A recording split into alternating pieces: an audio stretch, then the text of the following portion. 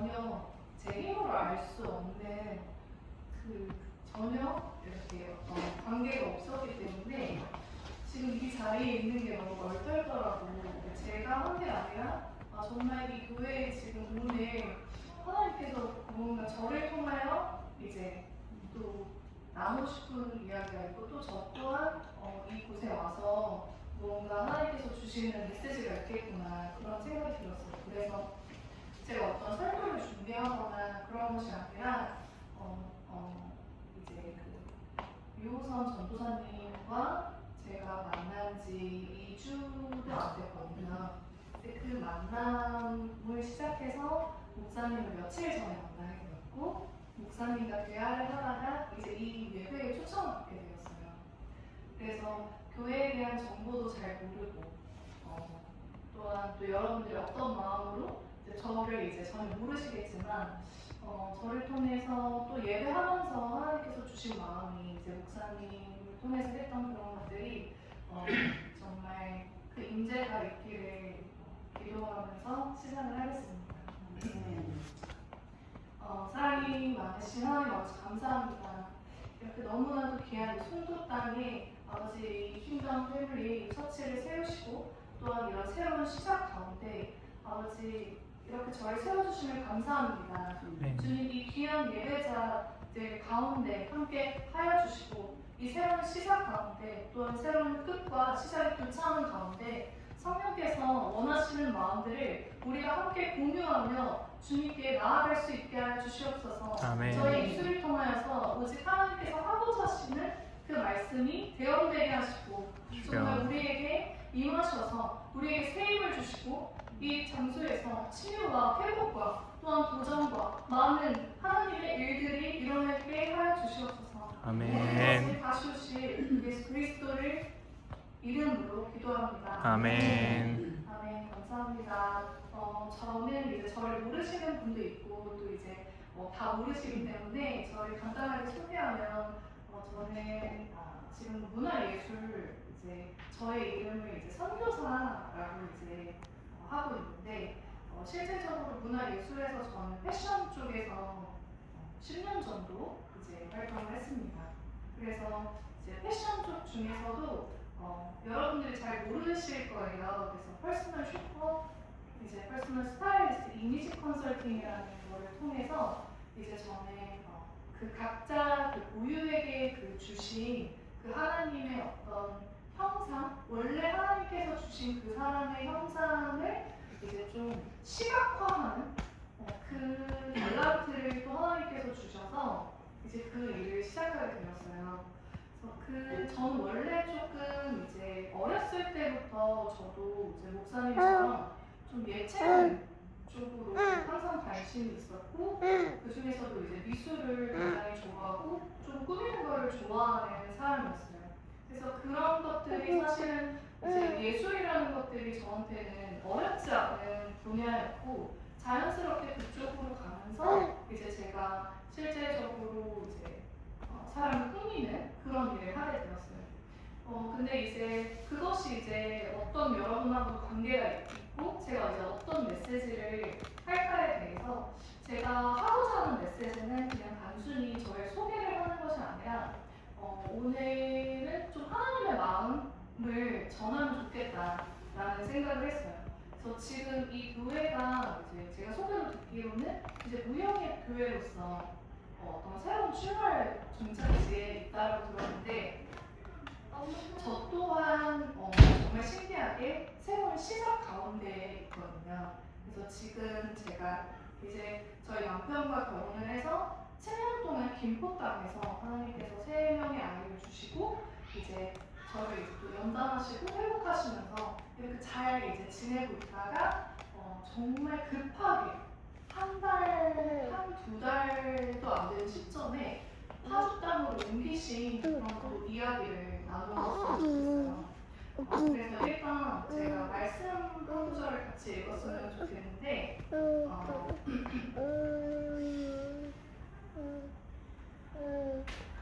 제가 어떤 디자인도 하고 어떤 쇼룸도 만들고 어떤 패션 사업을 크게 하고 싶은 꿈이 있었는데 하나님께서 그쪽을 굉장히 못하게 생각하게 하시고 이 한 사람을 깊이 만나는 이미지 컨설팅으로 되게 자연스럽게 인도했어요.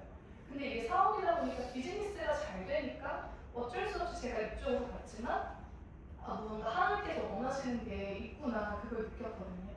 그래서 제가 실제적으로 이 일을 할 때는 그냥 좋아서 했거든요.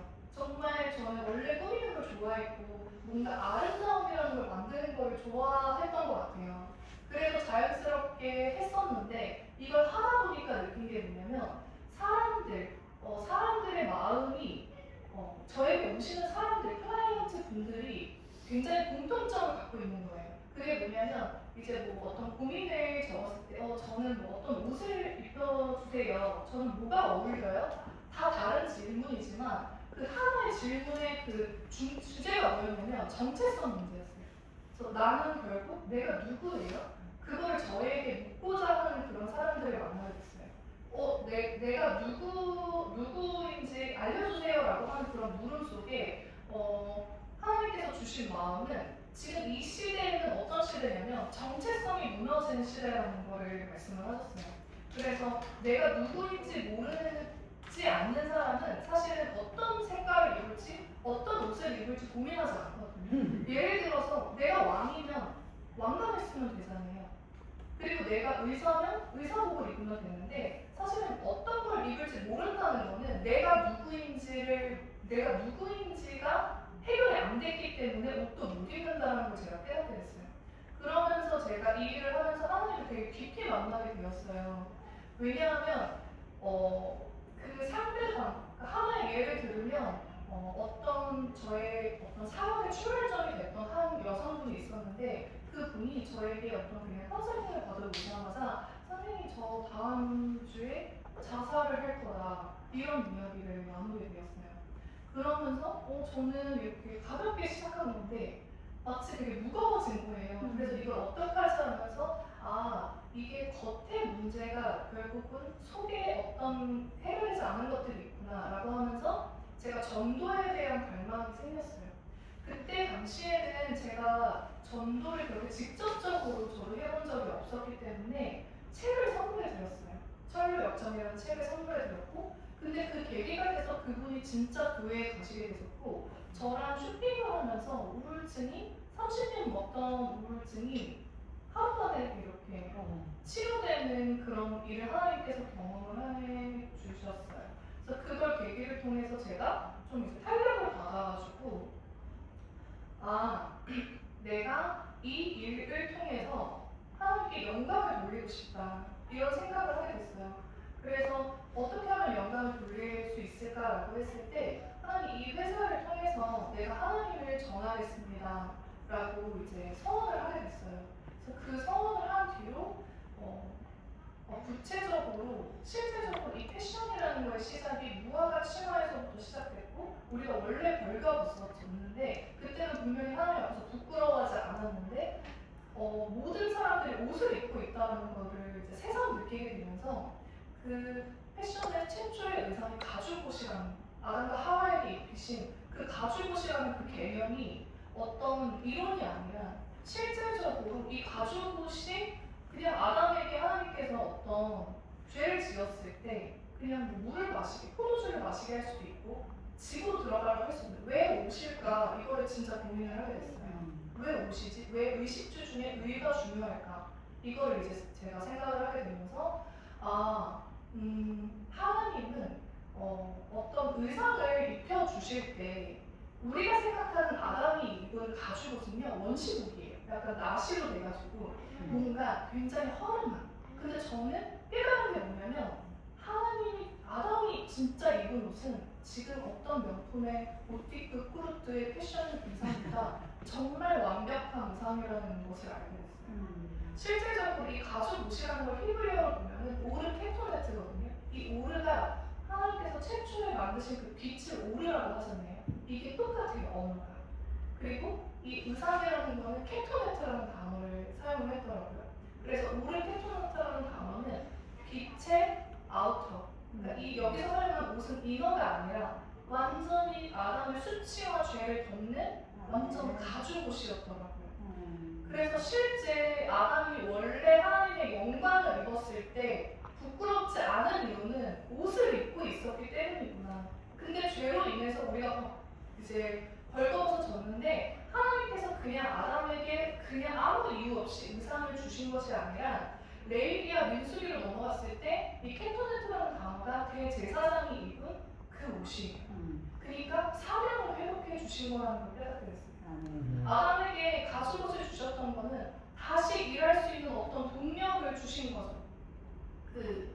너 다시 내가 너를 쓰고 싶다. 너에게 일을 주고 싶다. 우리가 어떤 새로운 일을 시작할 때 경찰이 된다고 하면 경찰 임명식에서 어떤 경찰복을 입고 졸업식을 할 때 졸업식을 하면서 그 옷을 입으면 사명이 회복된다는 걸 알게 됐어요.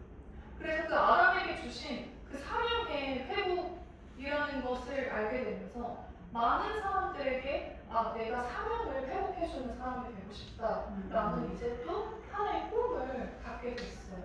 그래서 그 문화 예술을 통해서 하나님께서 지금 우리에게 말씀하시는 게 무엇일까라고 했을 때 제가 그 옷을 입혀준다는 거, 사람을 존귀하게 세워주고 넌 정말 괜찮은 사람이야 라는 것, 이것을 모든 사람들이 느끼고 싶어하는 거죠.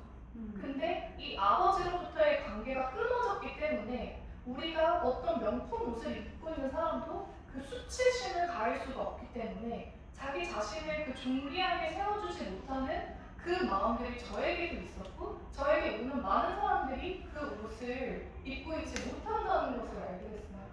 그러면서 제가 실제적으로 복음에 이제 불이 타게 되면서 그때부터 고객들이 있는 부산이면 부산에 가서 전도를 하기 시작했어요.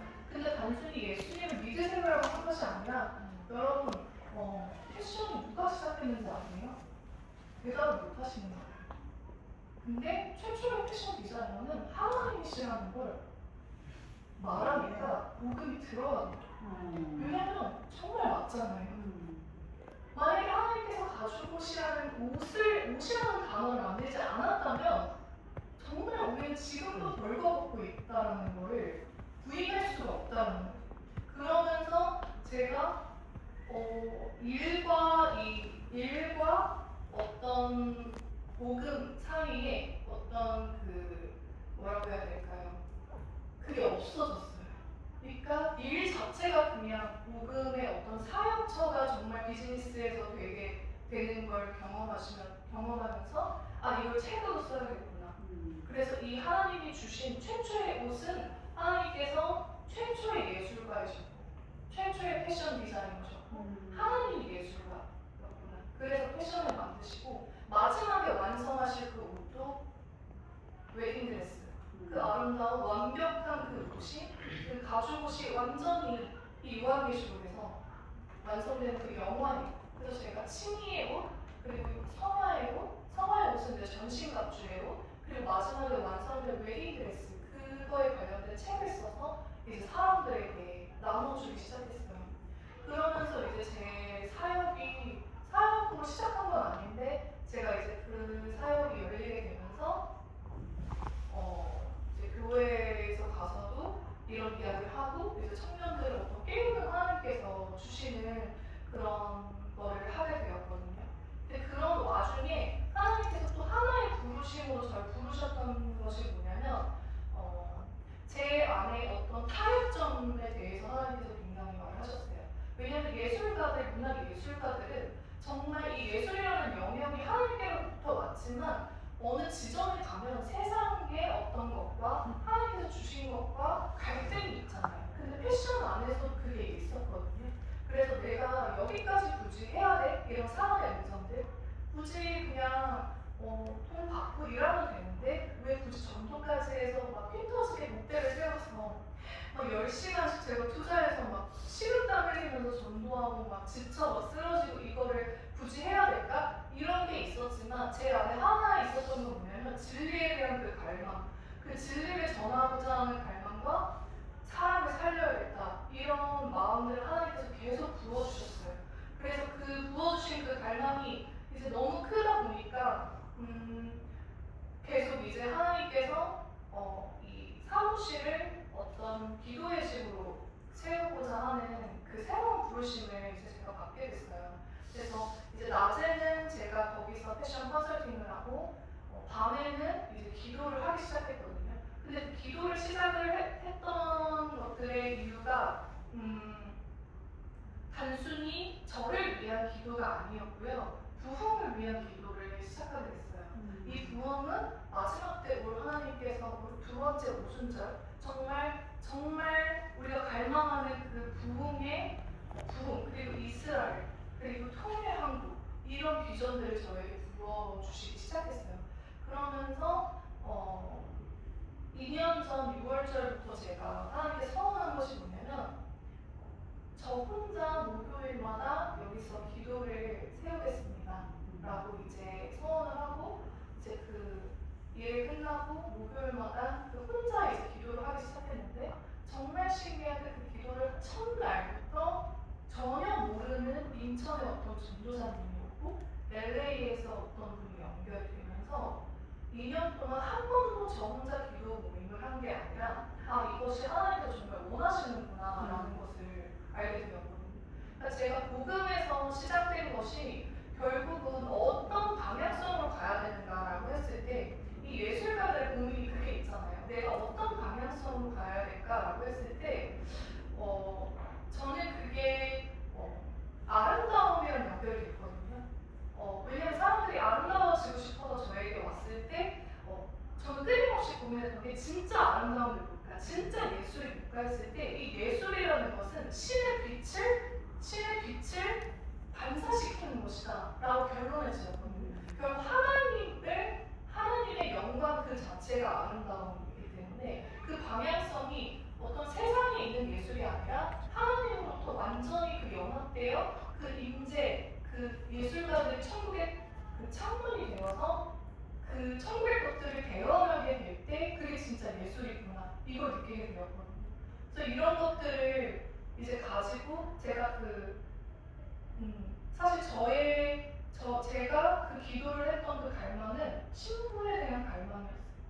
그래서 신랑에 대한 그 신랑을 기다리는 신부로 회복되고 싶은 그 저의 갈망으로 그냥 정말 작게 시작한 기도 모임이었어요. 근데 너무 놀라운 건 뭐냐면 그때 제가 처음 시작했던 게 오늘 같이 읽었던 그 말씀이에요. 예루살렘아 파수꾼으로 너희를 세웠는데 너희가 쉬지 말라. 그리고 그 성벽을 지키는 파수꾼이 되라. 이 마음을 주셨어요. 근데 이 마음을 주시자마자 정말 괜찮았었는데 그때 제가 둘째를 출산한 지 얼마 안 됐을 때부터 이걸 시작하게 됐거든요. 근데 그때 갑자기 이제 심장이 뛰더라고요. 그래서 심장이 이제 뛰면서 이제 병원에 가게 됐는데 그때 어떤 이제 고려대학교에서 제가 중부기도를 그렇게 시작하자마자 이제 승무판 탈출증이라는 어떤 그 진단을 받게 됐어요.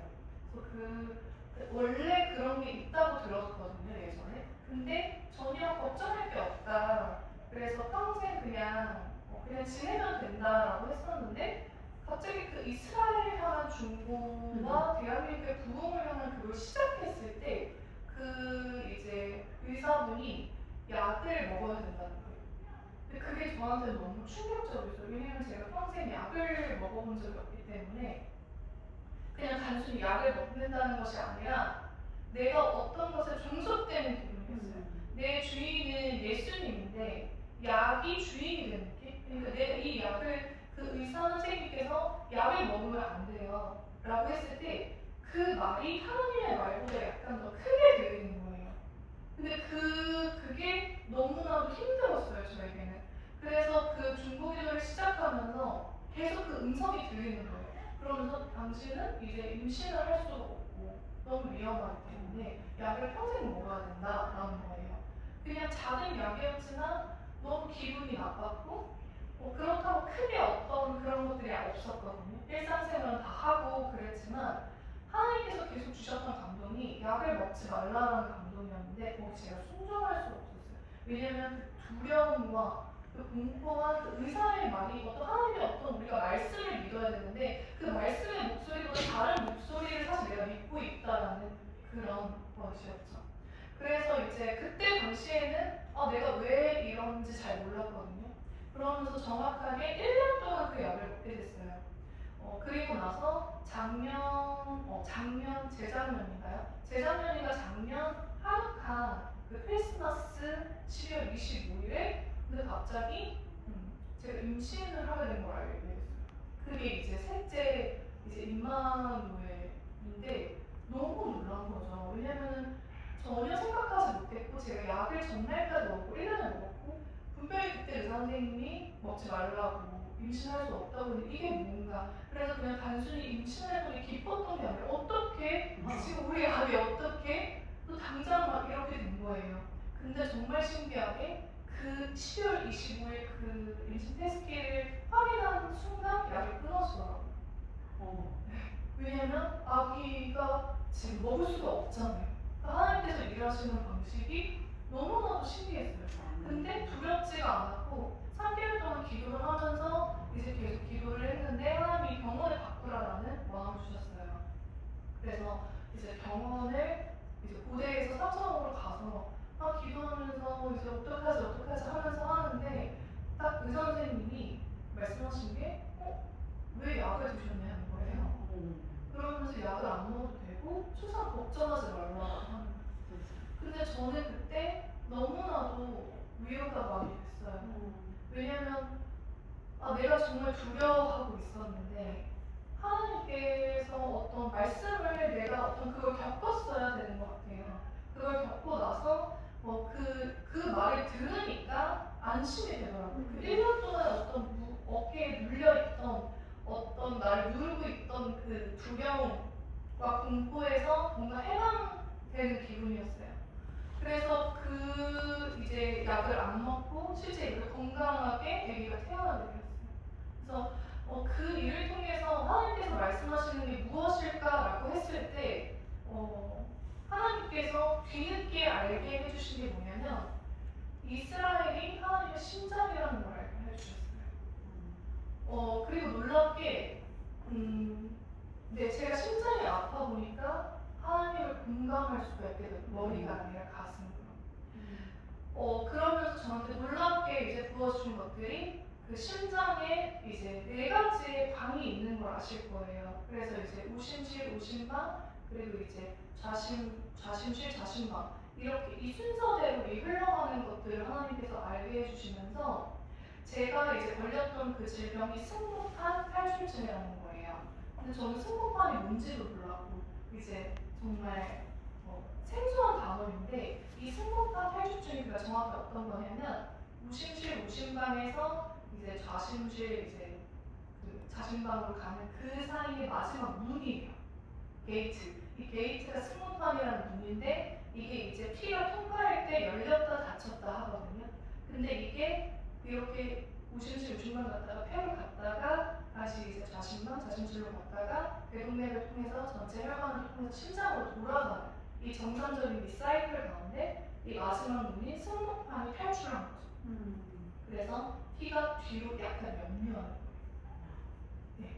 그래서 앞으로 가면 정상이 그래도 부정맥 정상이 오기도 하고 심장이 뛰거나 약간 건너뛰거나 이런 증상들이 있었거든요. 이게 무엇일까라고 하나님께서 물었을 때 갑자기 말씀하신 게 뭐냐면 이 말씀을 주시는 거예요. 파수꾼. 그리고 성령을 지키는 문에 대해서 정확하게 말씀하시면서 하나님께서 창세기에 주시는 4가지의 언약을 떠올리게 하셨어요. 그래서 그 이스라엘이라는 지도를 펼쳐놨을 때 이 4가지의 지명이 있는데 정확하게 하나님께서 언약을 세우신 장소들을 이 4군데를 알게 하셨어요. 첫 번째가 세겜. 세겜에서 하나님이 최초로 아브라함에게 내가 너에게 이 땅을 주리라 약속하셨던 그 세겜. 그리고 두 번째로 주셨던 곳이 부엘세바. 그래서 부엘사바에서는 이 멸당과 이방인과 유대인의 연합이 최초로 이루어졌던 장소가 부엘세바이고 그 다음에 세 번째 언약 마치 이제 좌심실의 역할을 하는 그 방이 이제 헤브론이라는 걸 알게 됐고 이 헤브론이라는 뜻에 이제 아브라함이 사라를 묻었던 막벨라굴이 있었던 곳이죠. 그리고 이 막벨라굴에 야곱과 이삭과 라헬과 레아가 다 묻힌 그 언약의 장소. 그러니까 우리가 미랄이라고 했을 때 그 땅에 어떤 미랄의 씨앗으로 심겨진 그리고 이 막벨라라는 뜻이 히브리어로 이제 이중의 문이라는 뜻이거든요. 이제 이중. 그러니까 이 이중의 문이라는 게 어떤 예루살렘으로 들어가는 영적인 게이트와 같은 너무나도 중요한. 왜냐하면 그곳에 왜 족장들이 다 묻혀 있을까 했을 때 미국아에게 너에게 대적의 성문을 차지하게 할 거라고 했을 때 그 게이트를 차지하게 한다라고 해서 주신 그 헤브론, 이게 세 번째 방이라는 걸 알게 하셨고, 마지막 네 번째로 들어가는 게 바로 예루살렘. 예루살렘에서 예수님이 죽으셨고, 그리고 여기서 아브라함 이삭을 바쳤고, 여기서 승천하셨고 다시 오실 그 예루살렘, 이게 마치 자신실의 마지막 방이라는 걸 알게 됐고, 그 헤브론, 그러니까 에덴의 입구까지는 차지했는데 거기에서 예루살렘으로 들어가는 그 게이트가 역류한다라는 그 마음을 주셨어요. 왜냐하면 파수꾼들이 중보하지 않기 때문에 이 마음을 주신 거예요. 제가 중보 기도자로 이거를 시작하면서 하나님께서 말씀하신 것은 제일 중요한 그 마지막 언약이 있는 그 장소인 그 예루살렘에서 뭔가 피가 역류하는 그런 모습들이 일어날 때 그게 그냥 단순한 문제가 아니라 열망이 미치는 거죠. 제가 실제 그 승무파 탈출증이 있을 때 그냥 단순히 이게 피가 새는 게 아니라 전신 증상이 왔다는 거예요. 그래서 심장이 뛰고 막 이렇게 쓰러질 것 같고 이런 증상들이 왔는데 신기하게 이 예루살렘 자신실이 하는 마지막 일은요 가장 큰 퍼프질을 한다고 해요. 왜냐하면 여기서는 강한 퍼프가 이루어져야 이 1초 되는 사이클 안에서 전신의 혈관으로 그것들이 공급이 되거든요. 그러니까 여기에서 언약이 완성되지 않으면 전신은 교회거든요. 열방의 모든 교회. 이게 전신으로 공급됐다가 다시 심장으로 돌아가면 한 사이클이라는 거죠.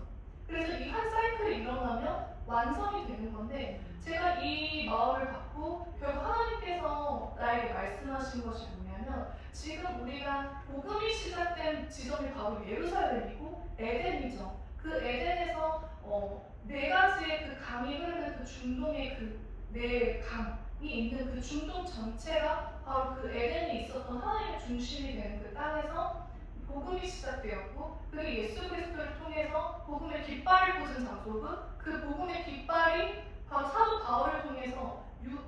바울을 통해서 이방인에게 전해졌을 때 그 사도 바울은 아시아로 가려고 했지만 아시아로 가지 말라 성령께서 말씀하셨고 유럽으로 터널하게 됐을 때 유럽에서 이제 복음이 전해지고 유럽에서 부흥이 일어나고 그 부흥을 통해서 그 부흥이 이제 프랑스 대혁명을 통해서 인본주의가 들어오고 거기에 저항하는 자들이 청교도자들이 미국 땅으로 들어갔고 그 미국 땅에서 자유민주주의의 토대를 세웠고 그 토대에서 토마스 선교사 한 사람이 한국으로 들어와라 라고 해서 한국까지 이게 마치 네 가지 언약의 심장의 퍼프를 받아서 대동맥을 통해 이 복음이 흘러서 지금 한국까지 들어왔다는 거죠. 이게 그러니까 우리가 실제적으로 산줄기와 강줄기를 보면 마치 혈관 같아요. 그러니까 이 우리가 땅에서부터 나온 아담들이잖아요. 이 땅이라는 것도 히브리어로 아담하고 그래서 이 땅에서 나온 사람들이 마치 지구에도 심장이 있다는 거죠. 근데 이 심장의 역할을 하는데 이 심장을 제거하려고 한단 말이에요. 근데 그냥 단순히 이 심장을 제거하면 심장이 제거되는 게 문제가 아니라 이스라엘을 제거해버리면 마치 우리가 심장이 병이 나면 전체 몸이 망가지는 것처럼 전체 지구 그러니까 모든 교회와 한 몸이 됐을 때 이게 우리의 문제가 된다는 것을 제가 마음으로 알게 됐어요. 그러면서 이게 실제 혈관에서 예루살렘에서 들어와서 아시아까지 들어왔 이게 100년 전에 복음이 들어왔는데 이 복음이 들어오고 나서 지금 철조망으로 딱 막혀있는 거예요. 여기까지 왔는데 마치 이것이 혈전과 같은 거예요. 혈전이 뭐냐면 피가 가다가 굳어서 여기가 막혀버린 거죠. 근데 이게 문제가 뭐냐면 혈전이 생기면 사람이 죽을 수도 있다는 거죠. 우리가 지구 전체를 봤을 때 이 한국 땅에 있는 이 통일의 문제, 이 통일의 문제에서 이 막힌 것이 그냥 단순한 것이 아니라 여기가 막힌 것이 심장과 전체의 모든 문제가 연결되어 있다는 것을 알게 됐어요. 그러면서 여기가 뚫려서 돌아가는 것, 이스라엘로 다시 돌아가는 것은 어떠한 우리의 희망이 아니라 그냥 과학적 원리라는 거예요. 그럴 수밖에 없는 거죠. 하나님의 흐름 안에서.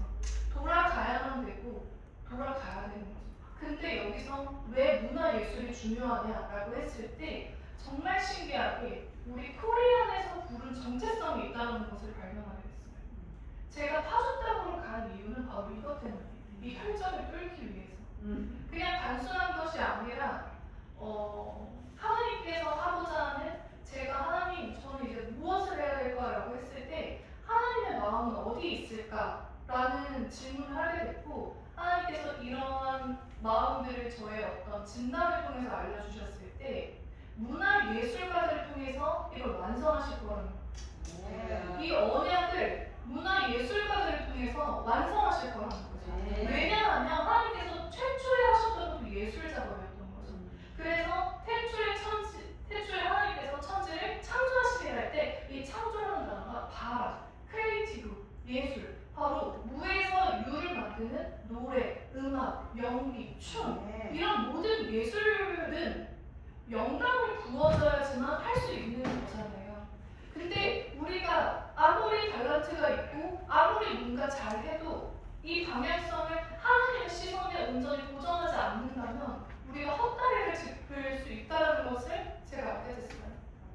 그러면 무엇을 해야 될까라고 했을 때 지금 한류가 얼마나 지금 이 세상 안에 정말 너무나도 우리가 생각하는 것 이상으로 정말 코리안에 대한 어떤 문이 열려 있다는 걸 아마 여러분도 알고 계실 거예요.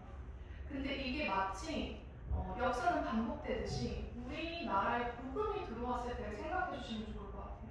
우리나라에 복음이 들어올 때 우리나라는 굉장히 가난했고 그때 미국인 선교사님을 통해서 복음이 들어왔잖아요. 그때 같이 들어온 게 문화예술이었어요. 그래서 미국 영화, 미국 초콜릿 어떤 그런 것과 흡수돼서 복음이 들어갔던 게 하나님의 전략이었던 거죠. 그때는 코가 높고 머리가 노란 사람들을 보면 그냥 콩깍지가 씌워서 어떤 호감이 갔던 하나님께서 그 아메리칸 스탠다드라는 그 스탠다드의 기준을 미국 땅에 부으시고 기름 부으시고 그들에게 선교의 기름을 부으셨는데 이제 이거를 옮기시겠다는 거예요. 한국으로. 그래서 완전히 뉴코리아를 만드시겠다는 거죠. 그래서 그 뉴코리아에 대한 비전이 바로 하나님의 원코리아이고 하나님의 바람은 하나됨이라는 거예요.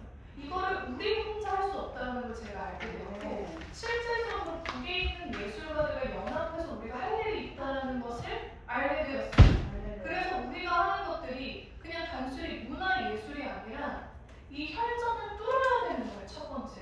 근데 제가 통일에 대해서 생각을 했을 때 그거에도 약간 아이러니함이 있었는데 하나님 통일을 위해 기도하는데 왜? 라는 물음을 했을 때 그 방향성을 잃어버릴 수가 있더라고요.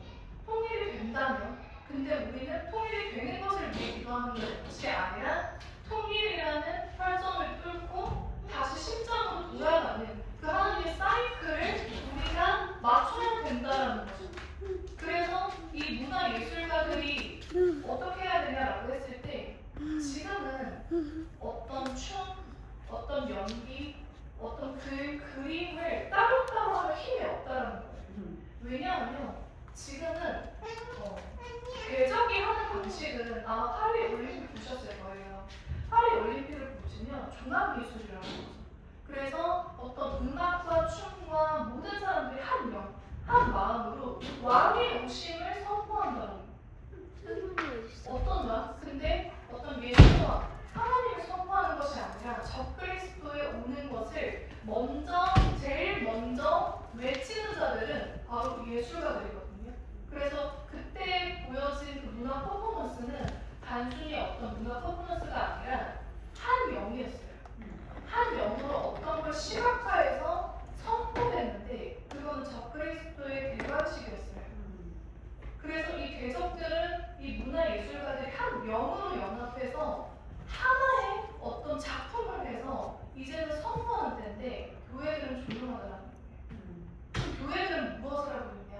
왜냐하면 예술가들은 자기 색깔이 강하고 하고 싶은 게 있기 때문에 연합하는 게 더 어렵다는 거죠. 근데 하나님께서 원하시는 건 지금 신랑의 오심을 선포해야 된다는 거죠. 그래서 실제 조선시대에도 아메모사가 올 때 아메모사가 오신다는 선포가 있고 오는 것처럼 예술가들은 마지막 때 세례 요한이라는 걸 말씀드리고 싶어요. 그래서 제가 왜 이 자리에서 어떤 어떤 제가 잘나서 그런 것이 아니라 다시 한번 힘을 모아서 여러분들에게 사명의 옷을 입혀주는 것이 아닌가라는 생각이 들어요. 우리가 지금까지는 어떤 방향성이 각각 약간씩 다를 수 있어요. 근데 지금은 힘을 모아서 우리가 해야 되는 원 메시지는 바로 왕이 오신다예요. 주님이 다시 오신다. 그리고 왕이 오실 때 그 왕은 정말 찬양 받고 오셔야 되는데 하나님이 특히 영광을 받으셔야 될 그 영역이 문화, 예술, 미디어 영역이라는 거죠. 근데 이 영역이 무너져 있고 이미 기울어진 운동장이었지만 다윗 시대의 그 다윗은 수도를 최초로 점령했고 그 예루살렘의 깃발을 꽂았다는 거죠. 그래서 제가 파주로 이제 이사를 가게 된 건 하나님 제가 기도문을 시작했을 때처럼 헤일리 마을이 있거든요, 파주에. 그 헤일리 마을을 제가 이제 임신을 하면서 태교를 하러 갔다가 이 헤일리 마을이 15,000명의 예술가들의 모여있는 대한민국의 어떤 출판과 영화 산업 그리고 예술 산업의 어떤 개곡물처럼 출발지라는 걸 알게 됐어요. 여기에서부터 어떤 영적인 공기의 흐름이 전국의 문화 예술과 미디어와 출판을 이렇게 돕는다는 걸 알게 됐고 굉장히 어두운 거예요. 그리고 죽음이 지배한다는 걸 알게 됐어요. 근데 왜 하필 이 뚫어져야 되는 그 북한의 철조망 실제 헤이리에서는 2km 거리거든요. 2km 거리에 왜 그런 예술가들이 세팅되어 있고 그 예술가들이 뭔가를 막고 있는 죽음으로 마치 실제 물리적인 철조망이 있지만 영적 세계에서 먼저 그 영적인 어떤 예술의 조각상이나 이런 모든 음악과 이런 흐름들로 막고 있다는 걸 느꼈어요. 이거를 문화예술가들이 뚫어야겠구나. 그리고 그때 제가 기도모임을 시작했던 것처럼 나부터 해야겠다라는 제가 다짐을 하게 됐어요. 그래서 저는 아무것도 가진 것이 없고 아무것도 아는 것이 없지만 제가 하나 갈망하는 건 시온이었어요. 그래서 그 시온으로 제가 김포에서 파주로 한 걸음 뛰는 그 발자국이 사실은 예수님한테 한 걸음 더 가고 싶었어요. 왜냐면 그 마음이 북한에 있었고 이스라엘과 복음의 서지는 방향이 있었기 때문에 그 이동하는 과정이 저는 너무나 고통스러웠어요. 그래서 그 이동하는 과정에서 저희 남편의 아버지도 돌아가셨고 출산 가운데서 재정도 전혀 없었어요. 근데 그 과정 가운데 하나님의 마음에 영합을 해보자 라고 해서 믿음으로 사무실을 계약을 했어요. 근데 재정이 없었어요.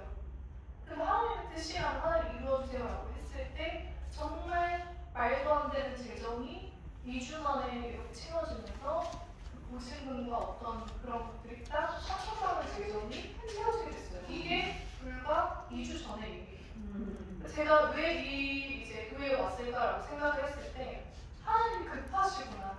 뭔가 우리가 이제 연합해야 될 때 있고 나팔을 불어야 될 때 있구나. 우리가 나팔을 불고 그 이스라엘을 위해서 중보한다는 건 단순히 그 이스라엘의 선민이어서 그런 것이 아니라 심장이기 때문이에요. 이 심장은 피를 공급해서 열방으로 그 아브라함의 복으로부터 흘러나오는 그 복을 이 파이프라인이기 때문이에요. 예수 그리스도로부터 온 복을 하나님 이스라엘의 언약을 바탕으로 열방으로 하시기로 작정하셨기 때문에 우리가 그들을 회복하게 해야 되는 것도 예술가들의 몫이라는 걸 알고 있어요. 그래서 여러분들에게 어떤 이제 새로운 어떤 그 길을 가실 텐데 이제 다시 새로운 비전을 살 때 하나님께서 주시는 게 뭘까 했을 때 하나님의 이제 시선은 사역자가 아니라 신부이다. 그래서 정말 남편을 기다리는 그 마음. 그렇다면 남편의 마음은 어디 있을까라고 했을 때 이제 복음의 완성의 지점들, 이제 그 마지막 지점들이 북한과 중앙아시아와 실크로드를 타고 중동과 이슬람과 이스라엘이라는 것을 제가 깨닫게 됐어요. 그리고 그 이스라엘과 유대인과 아랍인들의 화해, 에서의 자손과 야곱과 화해하지 않는 이상 주님은 다시 올 수 없고 우리나라의 북한과 남한이 화해하기 전까진 하나가 될 수 없구나. 그리고 우리의 가정이 하나 되기 전까진 우리가 통일을 아무리 외친 듯 하나님은 올 수 없구나. 그래서 이 하나됨이라는 것, 연합이라는 것, 애하드라는 것을 하나님께서 계속 말씀하시면서 우리가 먼저 연합을 해야 된다. 그래서 한 메시지를 전해야 된다. 지금은 이제 나의 어떤 성공과 아니라 저에게 정확하게 주신 말씀은 이 성막을 마지막에 완성한 건 예술가들이었어요. 그래서 부살렐과 오홀리아베였다는 거죠. 그 부살렐과 오홀리아베에 하나님께서 지혜와 계시의 영을 부어주셨다고 했는데 여기서 부어주신 그 호크마는 완전 그 전혀 우리가 알 수 없는 그 정말 영감. 우리 예술가들은 영감이 있어야 되잖아요. 노래를 부르려고 해도 춤을 추려고 해도 정말 하늘로부터 온 거. 근데 우리는 아까 저는 찬양 중에 놀랐던 게 뭐냐면 새 노래를 부르면 좋겠다라고 했을 때 제가 뉴라는 감동을 받았거든요. 그래서 완전 새로운 거. 그래서 목사님과 이 킹덤 처치에도 너무나도 완벽하고 아름다운데 우리가 더 기대해야 된다는 거죠. 완전 더 새로운 영감, 더 새로운 노래, 더 새로운 영감. 노래를 부르고 연습하고 이렇게 막 공연을 했는데 한 번도 무대에 서지 못한다? 근데 그런 자들을 하나님께서 쓰신다는 거예요. 오직 왕을 위한 예수, 오직 그분의 영광을 위한 예수를 하는 자들에게 저에게 주신 마음은 하나님께서 기름을 부으실 거고 완전히 새 것을 부어주셔서 이제는 통일을 뚫고 이스라엘을 회복을 완성할 것을 예수를 통해서 하시겠다는 하나님 저에게 그 비전을 주시고 이제 그런 자들을 모아서 함께 예배하고 함께 기도해서 이제는 해야겠구나, 우리가 그것을 해야 되는구나, 이 감동을 주셨어요.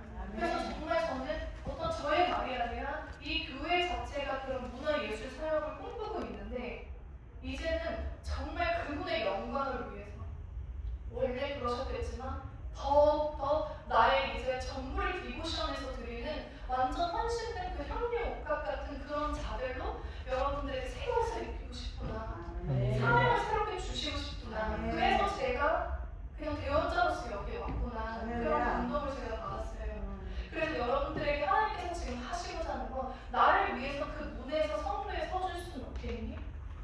피가 역류하지 않도록 그 언약, 하나님께서 세운 그 언약이 뒤로 가지 않고 멸망으로 가서 다시 돌아갈 수 있도록 그 문을 막아서는 자, 그 파수꾼의 역할을 우리 교회에게 주셨고 일곱 교회에게 주셨고 빌라델피아에게 주신 그 천국문의 그 열쇠, 다윗의 열쇠를 우리가 시각적으로, 청각적으로 우리는 표현해낼 수 있잖아요. 그 달란트를 주셨잖아요.